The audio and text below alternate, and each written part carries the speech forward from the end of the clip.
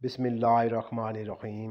हज़रत अबू हुरैरा रज़ी अल्लाह अन्हु बयान करते हैं, रसूल अल्लाह सल्लल्लाहु अलैहि वसल्लम ने फरमाया, जब इंसान फौत हो जाता है तो तीन कामों, सदका जारिया, वो इल्म जिससे इस्तिफादा किया जाए, और नेक औलाद जो उसके लिए दुआ करे, के सिवा उसके अमाल का सिलसिला मुनक़ता हो जाता है।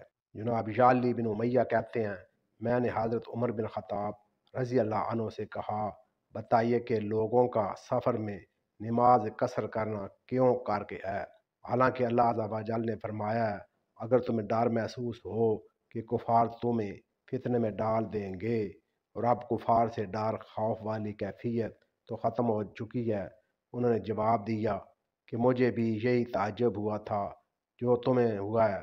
बस मैंने ये बात रसूलुल्लाह सल्लल्लाहु अलैहि वसल्लम से अर्ज़ की थी। आपने फरमाया था, यह सदका है जो अल्लाह ताला ने तुम पर किया है, सो उसका सदका कबूल करो।